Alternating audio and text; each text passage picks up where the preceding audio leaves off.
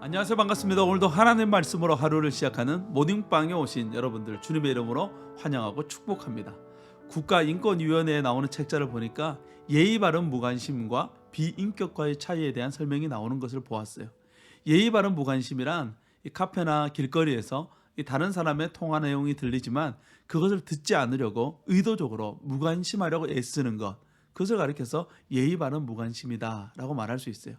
반면에 비인격화란 이 상대방의 존재를 명확히 인식하면서도 그를 욕구나 결정권이 없는 존재로 취급하는 행동을 말합니다. 사람들의 힘이 없거나 또 장애를 가진 사람들에 대해서 무관심하게 행동하는 비인격화를 하는 경우가 많이 있어요. 오늘 우리가 묵상할 하나님의 말씀은 사무엘하 3장 1절에서 16절 말씀입니다. 말씀이 기록될 당시 여성들은 비인격화의 대상으로 치부되기가 일쑤였습니다. 인구의 숫자를 셀 때에도 여성의 숫자는 세지 않았어요. 여성은 남성의 소유물처럼 여겨졌습니다. 여성뿐만 아니라 노인, 어린이, 장애인 등 소득 활동을 알 수 없는 사람들은 언제나 비인격화를 당해야만 했던 것이죠.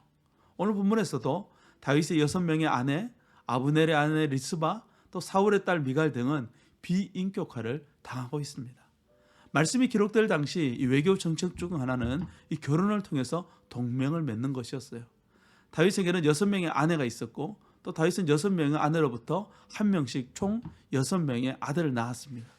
표면적으로 보면 공평하게 한 명씩 아들을 낳은 것처럼 보이지만 이들의 갈등은 나중에는 서로 죽고 죽이는 싸움에까지 이르게 될 정도로 심각해지게 됩니다.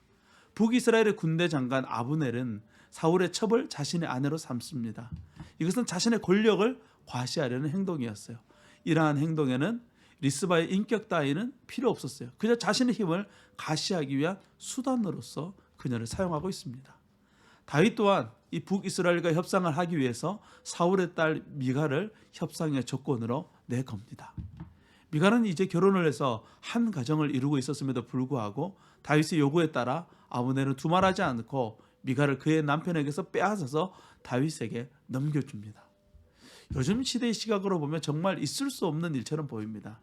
하지만 방식은 다르지만 우리도 이러한 비인격적인 일들을 하고 있다는 것을 우리는 알아야 돼요. 내 주변에 나의 도움이 필요한 사람들이 있음에도 우리는 무관심합니다. 이러한 무관심은 예의 바른 무관심이 아니라 그 사람을 비인격화하는 행동이라는 거예요. 우리는 서로를 향하여 친절하게 대해야 합니다. 무관심이 아니라 관심을 가져야 되는 것이죠. 나 중심적인 삶에서 오는 만족에 취해서는 안 됩니다. 이것이 사람을 비인격화하는 함정이라는 거예요.